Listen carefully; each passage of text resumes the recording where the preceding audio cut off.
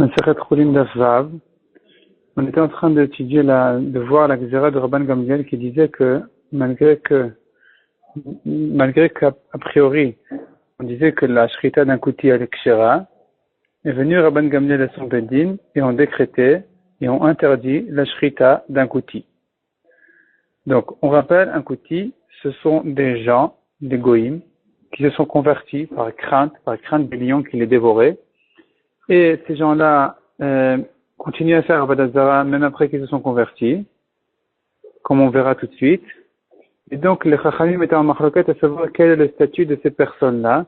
Est-ce que leur conversion est sérieuse, elle n'est pas sérieuse? Et même si elle est sérieuse, sachant qu'ils font Avodah Zara, donc c'est des Juifs qui font Avodah Zara, est-ce que leur shrita elle est bonne ou pas bonne? Est-ce qu'ils sont considérés comme des Juifs ou pas? Ça c'est exactement le sujet, le problème ici. Et donc on est en train de dire maintenant que la shrita, selon Rabban Gamliel et son bedin, la shrita d'un côté elle est psoula, mais Rabbi Yochanan et Ravasi n'ont pas accepté cette xéra, ce décret-là de Rabban Gamliel, et eux tiennent que la shrita, eux ils pensent que la shrita d'un côté elle est kshira. Maintenant on verra pour quelle raison Rabban Gamliel interdit la shrita d'un côté. Donc on commence à la vav à la 4e ligne. Pour quelle raison ils ont interdit la shrita d'un côté? Les Chachamim ont interdit la shrita d'un kouti. Pour quelle raison?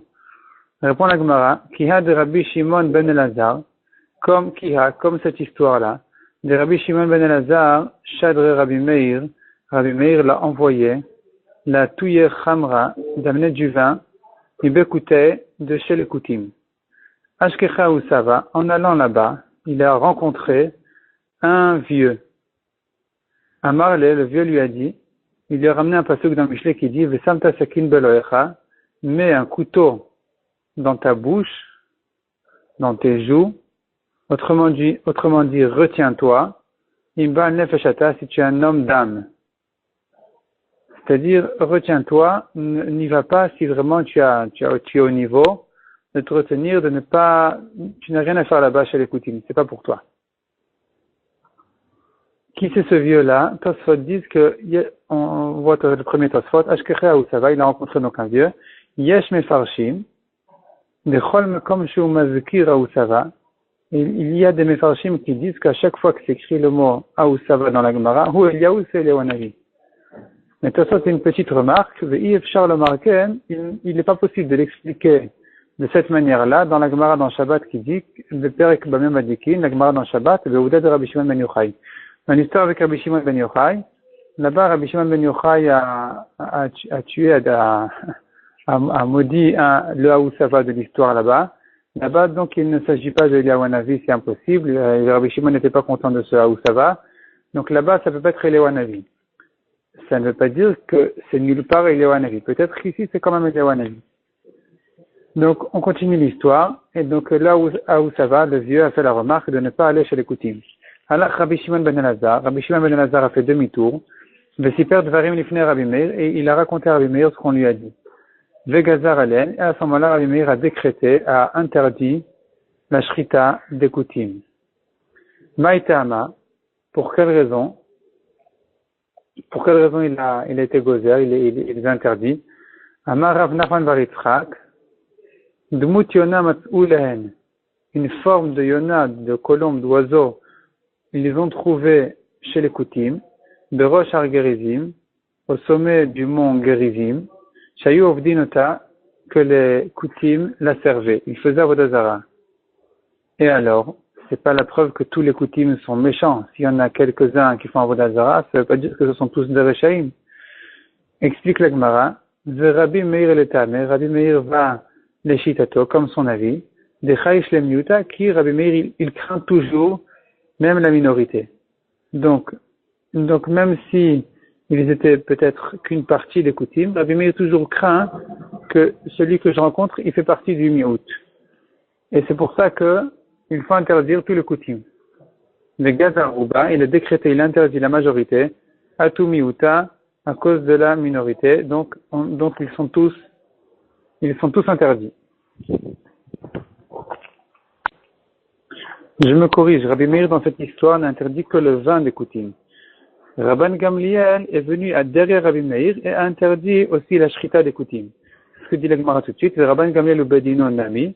Donc Rabban Gamliel, son Bedin aussi, car Rabbi Meir aussi verra l'eau. Il pense comme Rabbi Meir de craindre même le miout et donc d'interdire la shrita des coutumes. La majorité des coutumes sont interdites à cause de la minorité des coutumes qui font en Vodazara, du miout, et donc ils sont tous interdits. Donc là, Rabban Gamliel est venu interdire la shrita des coutumes. Pashte dekra b'ma'iktiv, demande la Gemara. Nous, on a fait une rachette sur ce passouk en disant que de ne pas aller chez les coutumes, il faut se retenir. Le passouk dit, mets un couteau dans ta bouche, dans tes joues. Autrement dit, retiens-toi de ne pas manger, peut-être ça veut dire. Retiens-toi de ne pas faire une mauvaise chose et ne va pas te servir du vin des coutumes. Comment, demande la Gemara, est le pshat du passouk? Betalmid explique la Gemara, Betalmid est le chef de Rabo, il s'agit d'un élève qui est assis devant son maître.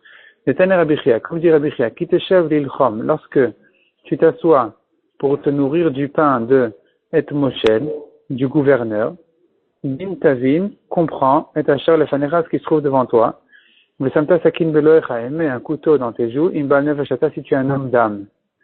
Qu'est-ce que veut dire ce pasouk? Ce pasouk parle d'un élève qui s'assoit devant son maître. Donc, il s'assoit pour se nourrir de la chokhma de son maître. Et le pasuk dit, comprends ce qui se passe devant toi. Qu'est-ce que ça veut dire? Explique la Gemara. Im yodea talmid berabo, si l'élève connaît son maître, shi yodea l'arvir lotam, qu'il sait lui expliquer ce qu'il dit, bin, comprends ce qu'il dit. Veim lav, et si tu sais que ton maître ne saura pas te répondre, ne saura pas s'expliquer, Tavin et Asher lefanecha, comprends la situation qui se trouve devant toi, et donc ne lui fais pas honte en lui posant des questions que tu sais de toute façon qu'il ne saura pas répondre. Vesamta sakin beloecha, mets un couteau dans tes joues pour te retenir. Imbal nefeshata, si tu es un homme d'âme, et donc ne lui pose pas de questions quand il ne saura pas répondre. Proche emenu, que faire? Sépare-toi de lui, va chez quelqu'un d'autre. La Gemara raconte encore une histoire. Rabbi Yitzhak ben Yosef, Shadre Rabbi Avaou l'a envoyé à Rabbi Yitzhak, la touye chamra d'amener du vin mibekouté de chez les Koutim. Ashkeche Aoussava, et il a rencontré un vieux, Aoussava, Amarle, et le Aoussava, le vieux lui a dit, Let kan Shomre Torah, ils ne sont pas ici, le Shomre Torah, ils ne gardent pas la Torah. Donc ne va pas chercher du vin chez eux. Alors Rabbi Yitzhak v'siper dvarim lifnei Rabbi Avaou. Donc Rabbi Yitzhak est revenu chez Rabbi Avaou et lui a raconté ce qui s'est passé. Alors Rabbi Avaou v'siper dvarim, Rabbi Avaou est allé, il a raconté les choses lifnei Rabbi Ami et Rabbi Assi, devant Rabbi Ami et Rabbi Assi. Velo zazu misham, ils n'ont pas bougé de là-bas. Atcha saoum, jusqu'à qu'ils ils les ont considérés comme des goïm, ovde kochavim gumurim, comme des goïm gumurim. Donc comme des goïm, et donc leur vin est interdit. Demande la Gemara, les mailles, qu'est-ce qu'ils sont venus interdire? Ils sont venus interdire leur shrita, via une neser et leur vin. Mais atam gazrubo rabanan, ça a déjà été interdit auparavant, parce que Rabbi Meir avait déjà interdit le vin, et Rabban Gamliel la shrita. Répond la Gemara, inhu gazur velo kiblu minayum.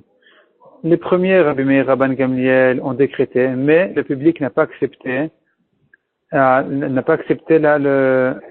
gzera, n'a pas accepté l'interdiction de Rabbi Meir et Rabban Gamliel. Donc, puisque les gens avaient l'habitude de se servir de chez les Koutim, de se servir de leur vin, de leur viande, ils n'ont pas accepté la gzera. Ils ont eu du mal à s'en séparer.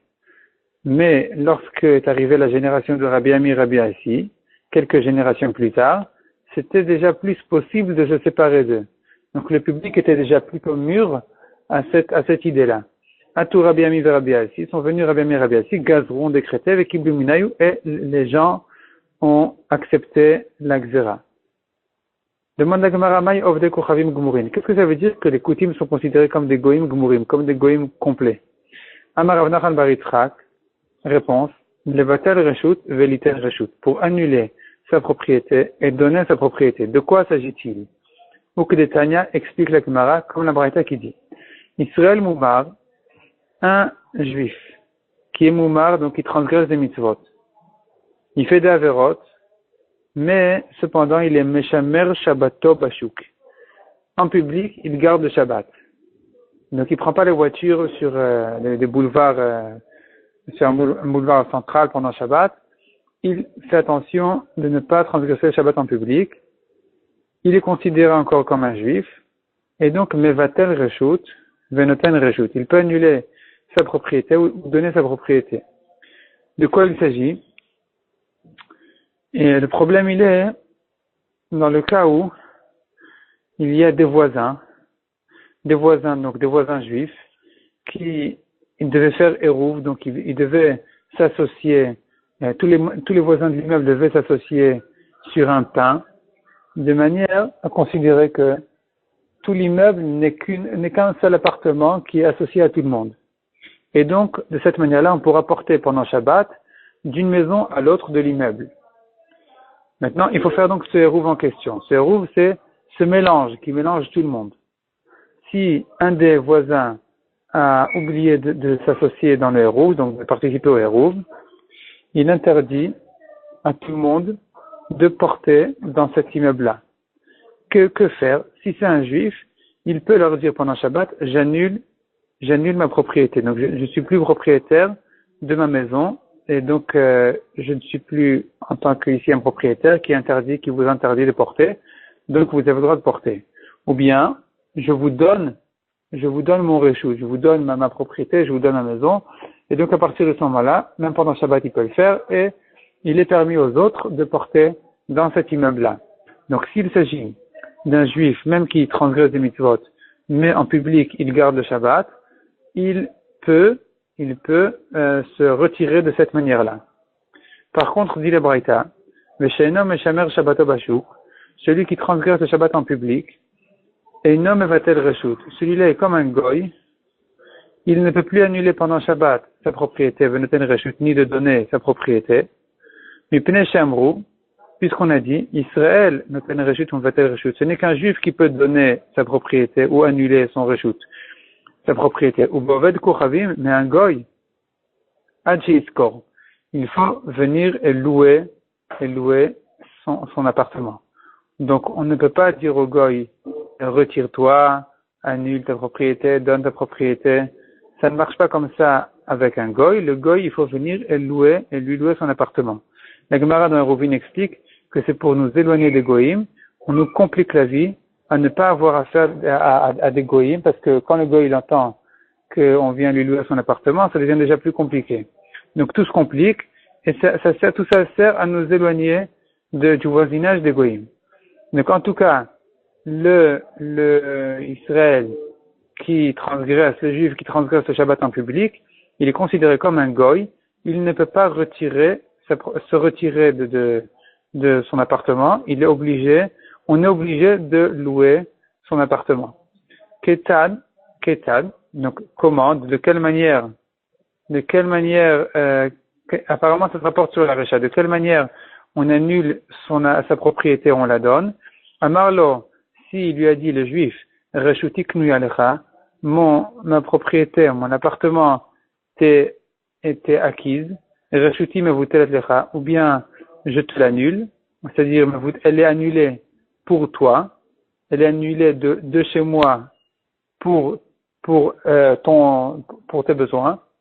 Kana, il a été connu, il a acquis. Il n'a pas besoin de faire plus que ça, de faire un kinyan, de faire un maaseh kinyan de khalifin, c'est-à-dire de faire un kinyan khalifin, c'est de faire il prend un objet de l'autre et il s'échange.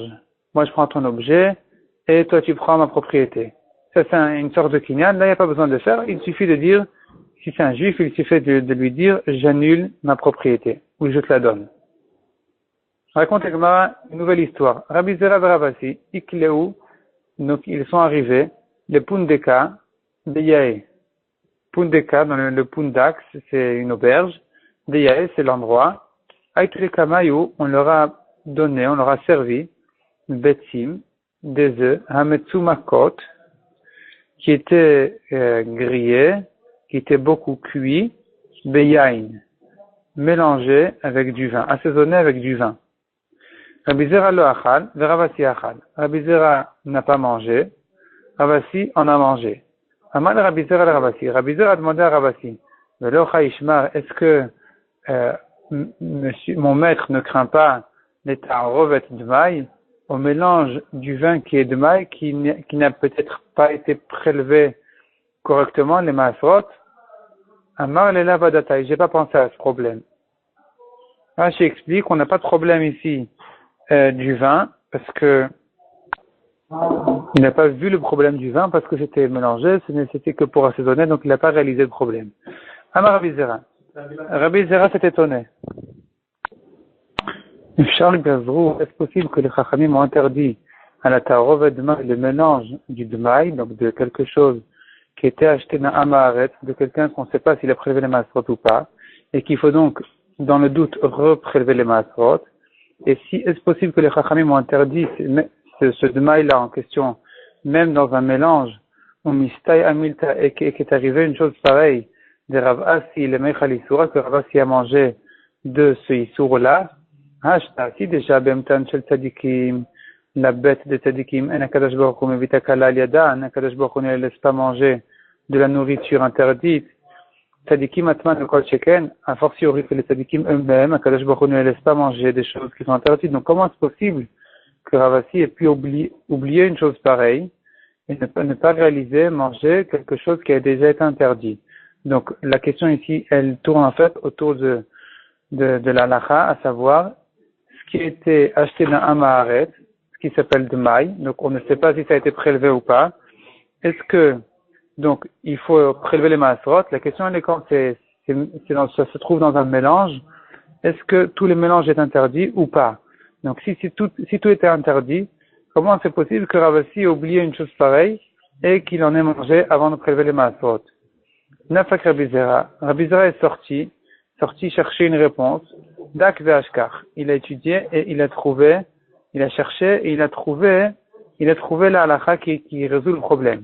Detnan, la Mishnah dit, le cœur qui a la tête, celui qui achète du vin pour le mettre, le toch hamorias, ou le toch alontit, pour le mettre dans toutes sortes de plats, karshinin, la sot mehen trinin, ce sont aussi toutes sortes de recettes, des karshinin, c'est une sorte de grain, la sotmen trinin pour les moudres, adashim, des lentilles, la sotmen ressicine, c'est aussi une sorte de plat, chayav mishum dmaï. Donc, c'est-à-dire, celui qui achète du amaret, toutes sortes d'aliments qu'il faudrait en général prélever les maasrot, misafek, dans le doute, qui s'appelle dmaï, même s'il a l'intention de le mettre dans un mélange d'autres aliments, il doit prélever les maasrot. Ve'en tzarich lomar, et évidemment, on n'a pas besoin de le dire, mishum vadaï, que si il n'a pas de doute et qu'il sait certainement qu'on n'a pas prélevé les maasrot, évidemment qu'il doit le prélever, malgré que ça va être mélangé après dans un plat, dans un grand plat. Ve'en atzman, mutarin, mipnei she'en ta'arovet. Ve'en atzman, c'est-à-dire, mais si il achète le plat déjà prêt, du amaret, donc il achète tout le mélange, toute la salade, il achète tel quel. Là, c'est permis, donc, même si dans cette salade-là, on a un peu de vin, ou d'autres choses qui étaient de maï, ils sont permis dans la salade, mais parce que ça a été mélangé, velo gazua la tarovet de maï. Et les chachamim n'ont pas décrété, n'ont pas interdit, al tarovet les mélanges d'un de maï. Vatania demande à Gemara, est-ce qu'ils n'ont pas interdit, est-ce que c'est permis? Vatania, pourtant, on a une breta qui dit. Hanoten mishrenato, celui qui donne à sa voisine, Issa, une pâte, les fautes à cuire. Ou kdera levachel, ou bien une marmite, un plat à cuire. Et no choshesh, il ne craint pas le seor vetavlin sheba, il ne doit pas craindre dans la pâte qu'elle ait mis du levain de chez elle, alors que moi je lui ai donné mon levain pour faire la pâte, ni dans le plat à cuire, je n'ai pas à craindre qu'elle ait changé les épices. L'homme ishum shvit, donc je n'ai pas à craindre qu'il ait des problèmes de shmita, l'homme ishum maaser, ni de problèmes de maaser. Veim amar, tandis que s'il lui a dit, asili michelichi, fais-moi de chez toi, donc ajoute-moi tes épices, ajoute-moi ton levain dans ma pâte, là évidemment il doit craindre les problèmes. Rochesh les sœurs vetavlin sheba, il doit craindre dans le levain et les épices qu'elle y a mis, Mishum Shvit, qu'il y a un problème de Shemitah, ou Mishum Maaser, et aussi de Maaser. Donc on voit ici que même quand c'est dans un mélange, le Demaï est interdit. Le Demaï, donc ce qui est un Maaret, il est interdit même quand il est mélangé. Alors qu'on vient de dire que quand je l'achète dans le mélange déjà tout prêt, c'est permis. Répond la Gemara, Shariatam. La Braïta là-bas, c'est différent de notre cas. Mais Keman de Kehamar, puisqu'il lui a dit, Asili Michelichi, fais-moi deux chez toi. Keman de Arif Beadaim Dami. C'est comme s'il avait mélangé de ses propres mains les épices du Amaharet, puisqu'elle a fait sous son ordre. Donc c'est comme si lui-même il l'avait fait. Et donc là, c'est pas considéré comme s'il avait acheté le mélange déjà tout près du Amaharet. C'est comme s'il avait mélangé, c'est comme s'il avait acheté les épices séparément. Il avait acheté le levain séparément de la femme, de sa voisine Amaharet. Et là, c'est lui qui avait mis, c'est comme si que c'était lui qui les avait mis dans ses plats, où là, évidemment, il doit craindre les problèmes de Shemitah, le problème de Maaser. Mais s'il achète un plat tout prêt, que l'Amaharet a préparé de lui-même, là, on n'a pas à craindre les mélanges de Demaï. Donc Demaï, on répète, Demaï, c'est ce qui a été acheté dans l'Amaharet. On ne sait pas si l'Amaharet a prélevé les Maasot correctement ou pas. Rafram Amar, deuxième réponse, Shani Sor Vetavlin, le levain et les épices sont différents du vin, par exemple, dans les mélanges, de l'étama avit, parce qu'ils sont là pour donner du goût. Vetama lobatil, et le goût ne s'annule pas. Donc, puisque le goût, c'est l'essentiel de la pâte, l'essentiel du plat, je ne peux pas dire que on considère comme si les épices n'étaient pas là, comme si le levain n'était pas là. C'est ça l'essentiel de la pâte. Donc, ça ne s'annule pas. Même s'il avait acheté déjà tout près du Amaharet. Il aurait dû quand même prélever les Maasrot, malgré que c'est rentré dans le mélange de la pâte. Mais, autre chose, qui ne vient pas pour donner essentiellement du goût, ça, c'est permis. Ça, c'est permis. Demande à Gemara, est-ce que je ne crains vraiment pas que la Maharet ait mélangé et échangé les épices que le Chaver, le Talmid Racham lui a donné, Ve'atnan, pourtant une Mishnah dit, Anoten lechamoto, donc en fait ça se rapporte sur la Recha qu'on a vue, si le Chaver c'est le contraire du Amaret, c'est celui qui prélève toujours les Maasot correctement. Donc si le Chaver en question a donné au Amaret les épices, il lui a donné le levain, donc il a donné à sa voisine, comme on a vu dans la Recha, il n'a pas à craindre qu'elle les ait échangés contre ses propres épices qui ont des problèmes de Maasot. Demande à Gemara, est-ce qu'on ne craint pas les échanges? Vatnan. Pourtant, Mishnah dit, Anotan Chamoto, celui qui donne à sa belle-mère, mais Aser et Shehu Notena, il doit prélever les Maasot de ce qu'il lui donne, afin de ne pas parce que comme elle risque de manger ce qu'il va lui donner, donc il faut qu'il prélève, parce qu'elle risque de ne pas prélever elle-même. Et de même, ce qu'il prend d'elle, il doit reprélever les Maasot, parce qu'on la soupçonne d'échanger ce qui s'abîme. Donc on voit que un Maaret risque d'échanger. Et pourquoi est-ce qu'on a dit dans la Braïta en haut que celui qui donne à sa voisine, il n'a rien à craindre? Répond la Gemara, Hatam kedetanya tama. Hatam, là-bas, c'est différent. La Braïta dit la raison de cette halakha. Amara biuda, rotsai be takanat bita. Sa belle-mère, elle veut le bien de sa fille, ou bosh amechatana, et elle a honte de son gendre. Donc, elle ne va pas lui rendre des choses qui se sont abîmées, et c'est pour ça qu'elle risque d'échanger. Mais en général, une voisine qui n'est pas sa belle-mère, elle risque pas d'échanger, même ce qui s'est abîmé, et donc il n'y a rien à craindre. On peut être tranquille quand on lui a donné toutes les épices, qu'elle ne les a pas échangées. Demande à Gemara, on tourne la page. Demande à Gemara, en général, on ne craint pas les échanges, pourtant, une Mishnah dit, Hanoten le pundakit chelo, celui qui donne à la femme de son auberge, donc qui est censé le nourrir, il s'agit d'un Talmid Chacham qui compte sur la nourriture de la pundakit en question, mais Aser et Shunotena, il doit prélever les masseurs de ce qu'il lui donne, Ve'et Shunotel Emena, de même de ce qu'il prend de chez elle, car elle risque d'échanger les plats. Donc il va lui donner une chose, elle va le manger elle-même, elle va lui donner autre chose. Donc là, il doit craindre. Demande la Gemara, ça contredit ce qu'on a vu en haut, que quelqu'un qui donne à sa voisine, il n'a rien à craindre. On répond à la Gemara, Hatamnam, il là-bas aussi, la Pundakit en question, Moria Ve'amra, elle a un moré éther, donc elle se juge bien de faire des échanges. Elle ne croit pas que c'est du vol. Parce qu'elle se dit comme ça, Barberav, le Talmid Chacham, Nechul Chamima, il a qu'à manger chaud. Ve'ana, et moi, Echul Kirira, je vais manger le froid, les plats froids. Et donc, elle préfère lui échanger les plats pour lui donner des meilleurs plats.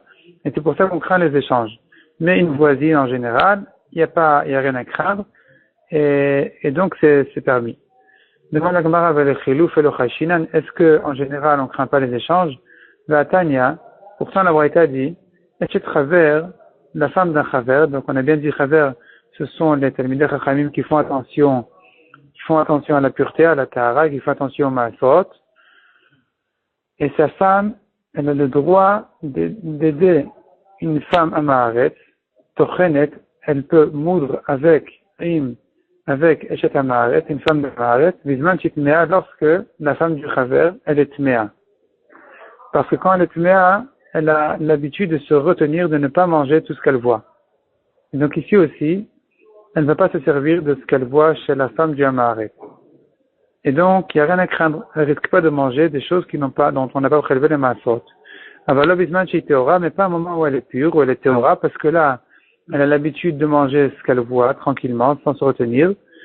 Et donc ici aussi, on craint qu'elle risque de manger ce que la femme du Amaret va lui servir, alors que les maasot n'ont pas été prélevés correctement. Rabbi Shimon ben Elazar Omer, même lorsque la femme du Chaver elle est tmea, l'otitron, elle ne peut pas aider la femme du Amaret dans son travail, parce que son amie, la femme du Amaret, notenet la veochelet. Elle lui donne, elle lui sert à manger et elle ne se retient pas, elle oublie et elle risque de manger. Mais qu'est-ce qu'on voit ici? Que la femme du Amaret, c'est une voleuse. Elle vole de chez son mari et elle sert la femme du Chaver qui vient l'aider. Donc demande la Gemara, si c'est comme ça qu'elle risque de voler, si déjà Mixalgaz là, si déjà on craint qu'elle vole, Chaloufé Mibaya, est-ce qu'elle a un problème de faire des échanges? Elle n'a aucun problème, elle va pas se gêner à échanger les plats. Donc comment ça se fait que j'ai le droit de donner à ma voisine, que si je lui donne toutes les épices et tout ce qu'il faut, je n'ai rien à craindre. Je devrais craindre qu'elle ait échangé, et donc je devrais reprélever les maasot une fois que j'ai reçu le plat de chez elle. Répond la Gemara, Amar Yosef, Hatamnami, là-bas aussi, Moria Ve'amra, elle a un moré éternel, donc elle se dit que ce qu'elle fait c'est bien, ou au moins que c'est pas grave, et elle se dit Torah midi chez Keachil. Le taureau, quand il bat le blé, il se sert du battage du blé. Il peut se servir du blé.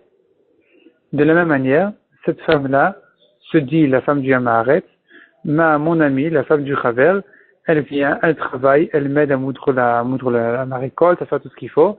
Et donc, il n'y a pas de problème qu'elle s'en serve aussi. Elle ne pense pas qu'il y ait un problème de vol de son mari que de servir la femme du Chaver. Donc, tant qu'elle pense qu'il n'y a pas de problème de voler, elle se permet. Mais d'échanger sans raison, elle ne se permettrait pas.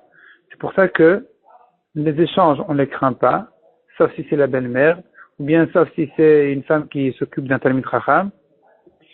Mais si c'est une voisine, en général, on ne craint pas qu'elle fasse des échanges. Et là, on commence une nouvelle sugia, un nouveau sujet. Et Rabbi Yoshua ben Zarouz a témoigné, Ben Chamiv Shel Rabbi Meir, le fils du beau-père de Rabbi Meir, donc le beau-frère de Rabbi Meir, Nifne Rabbi, devant Rabbi, il est venu témoigner devant Rabbi, al Rabbi Meir, sur Rabbi Meir, Sheachal Ale Shel Yarak, que Rabbi Meir a mangé une feuille de légumes de Bet Shean, qui venait de l'endroit qui s'appelle Bet Shean, sans prélever les maasot, autrement dit, c'est considéré comme Chutz La'aretz, en dehors d'Eretz Israël. Et en entendant ça, Rabbi, qu'est-ce qu'il a dit? Veiti Rabbi et Bet Shean Kula. Rabbi a tout de suite permis toute la ville de Bet Shean, al Yado, sur ce témoignage, sur ce que Rabbi Yoshua lui a dit.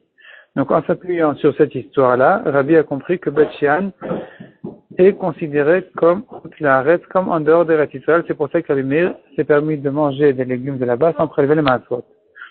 Chavu alav et chavu betaviv. Ils ont sauté sur lui, ses frères et la famille de son père.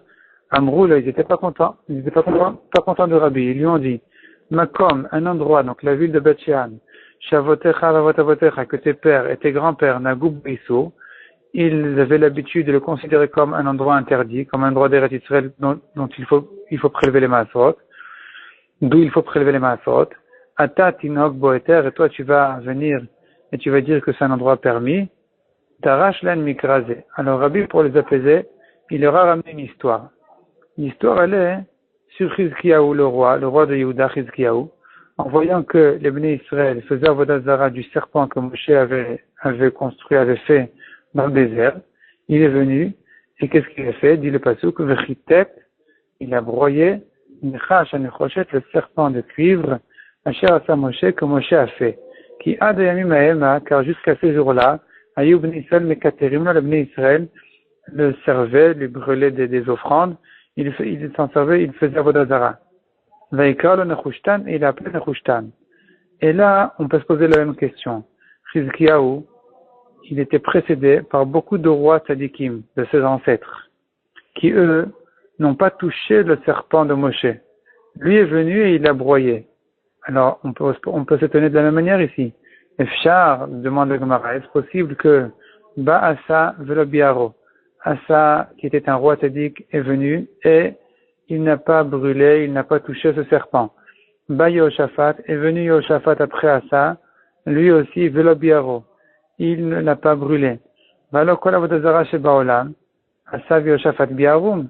Valo, pourtant, demande la Gemara, toute la avodah zara du monde sont venus Asa et Yehoshaphat et les ont brûlés, les ont exterminés. Et donc, comment est-ce possible que ce serpent-là est resté jusqu'à Chizkiyahu, que Chizkiyahu se permette de venir et de le broyer et de l'abîmer? Et là, mais comme il n'y a votav, donc on voit de là qu'on lui a laissé sa place, ses pères lui ont laissé sa place, l'itgaderbo, pour grandir, pour qu'il puisse s'en grandir. Rashi explique, Makom inichuk shiavo banenu acharenu, lorsque viendront nos enfants derrière nous, s'ils n'auront rien à réparer, comment va grandir leur nom? Donc c'est pour ça qu'ils ont laissé certaines choses à leurs descendants, pour que leurs descendants aussi fassent des grandes choses, pour que leur nom grandisse. Ça c'est l'explication de Rashi. Ça t'explique un petit peu autrement. Ça se dit que les ancêtres de Chizkiya, eux, croyaient qu'on n'avait pas le droit de toucher ce serpent-là parce qu'il était fait par Moshe, Al-Pi Adibour. C'est Hachem qui avait dit à Moshe de le faire. Donc, ils croyaient que c'était interdit de l'abîmer. Jusqu'à que Chizkiya est venu, et il a compris que c'était permis. Au contraire, il fallait l'abîmer, il fallait le détruire. Donc, de la même manière, dit Rabbi, de la même manière que Chizkiya, ses ancêtres lui ont laissé des choses à réparer, Afani, moi aussi Rabbi, Makom ini chuli avotai, mes ancêtres m'ont laissé la place, l'itgaderbo, pour me grandir. Donc, j'ai le droit si je comprends que Beth-Shean est une ville qui est considérée comme en dehors d'Eretz Israël, j'ai le droit de venir et de la permettre. La Gemara apprend la leçon de cette histoire, Mikan, de là on apprend le Talmid Chacham Shamar Dvar Halacha, un Talmid Chacham qui dit une nouvelle halacha, qu'on n'a pas entendu de ses maîtres, chez En Mazichinoto. Donc, En Mazichinoto, c'est-à-dire, on ne le repousse pas. Ve'en, d'Amrela, il y en a qui disent En Mazichinoto, on ne le méprise pas. Ve'amrela En Mazichinoto, on ne le considère pas comme un orgueilleux. Man d'Amar Mazichin, celui qui dit En Mazichin, le mot Mazichin, qu'est-ce qu'il veut dire? Qu'Edirti velo Izach HaChoshen. Le Choshen, qui était sur la poitrine du Kohen Gadol, ne doit pas bouger du éphod, qui était aussi un autre habit du Kohen Gadol. Donc ici aussi, on ne le repousse pas. Ce Talmid Chacham qui vient dire une nouvelle halakha, En Mazichin, ça veut dire on ne le repousse pas. De la même manière que le mot Lo Yizach HaChoshen veut dire ne doit pas bouger le Choshen du éphod. La deuxième version qui dit En Maznichin, on ne le méprise pas, dire-t-il, comme dit le pasuk, le mot Maznichin, il vient du pasuk qui dit Kilo iznach l'olam Hashem. Hashem ne va pas mépriser pour toujours, à tout jamais. Et celui qui dit on ne le prend pas pour un orgueilleux, Detnan, comme dit la Mishnah, depuis que les orgueilleux se sont multipliés, Rabou Machlokot B'Israël se sont multipliés les Machlokot en Israël, c'est-à-dire les élèves qui ne se fatiguent pas à comprendre exactement ce que leurs maîtres veulent dire, ils multiplient ces Machlokot parce qu'après ils sont en discussion les uns avec les autres, quelle est la halakha, puisqu'ils ont mal étudié. Donc ici, on vient nous dire que non, un Talmid Chacham qui vient avec une nouvelle halakha, c'est pas forcément parce que c'est un orgueilleux qui a mal appris de son maître, il est très possible et très probable qu'au contraire, c'est un gadol, c'est un Talmid Chacham qui est venu avec un chidouche et que, min hashamaim, on l'a laissé se grandir de cette nouvelle takana, de ce nouveau chidouche qu'il est venu instituer. On va s'arrêter là pour aujourd'hui. Un bon Hanouka illuminé à tout le monde, Kol Tov.